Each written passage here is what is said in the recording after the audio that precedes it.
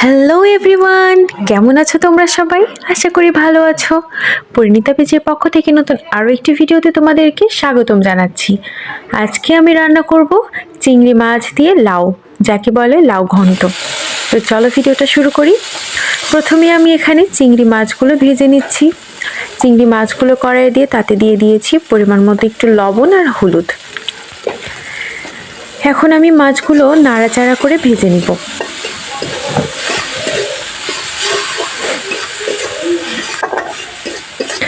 Light brown করে আমি মাছগুলো ভেজে নিব। এই যে আমার মাছগুলো লাইট ব্রাউন করে ভাজা হয়ে এসেছে। এখন আমি মাছগুলো তুলে নিচ্ছি।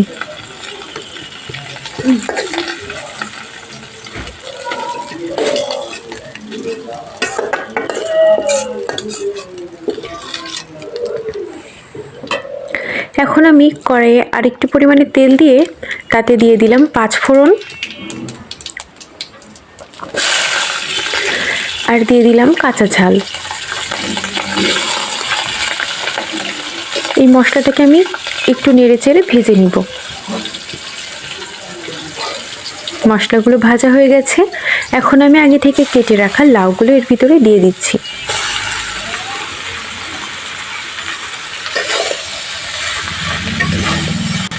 এখন আমি নাড়াচাড়া করে মশলাটার সাথে লাউগুলো মিশিয়ে দিব।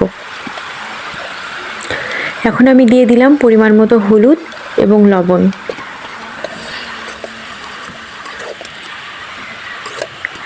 আবারও আমি নাড়াচাড়া করে লাউয়ের সাথে লবণ হলুদটাকে মিশিয়ে নিব।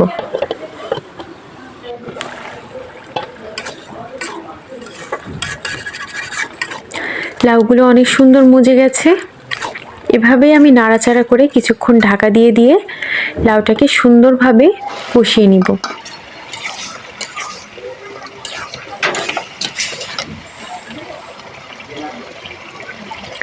এখন আমি এর ভিতরে অ্যাড করে দিচ্ছি ভেজে রাখা চিংড়ি মাছগুলো।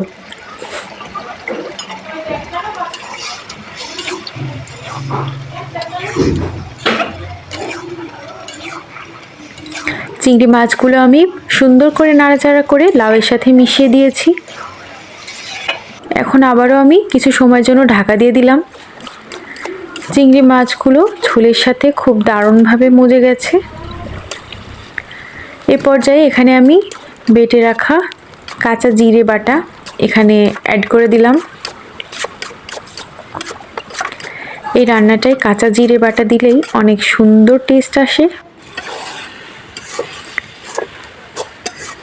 এই যে আমি মশলাটা দিয়েও অনেকবার ঢাকা দিয়ে সুন্দরভাবে নেড়েচেড়ে কষিয়ে নিয়েছি।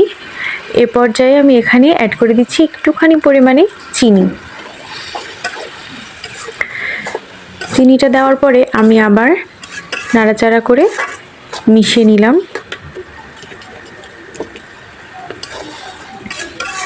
ব্যাস কিছুক্ষণ নাড়াচাড়া করে রান্না করে নিলেই রেডি হয়ে যাবে চিংড়ি মাছ দিয়ে লাউয়ের ঘন্ট।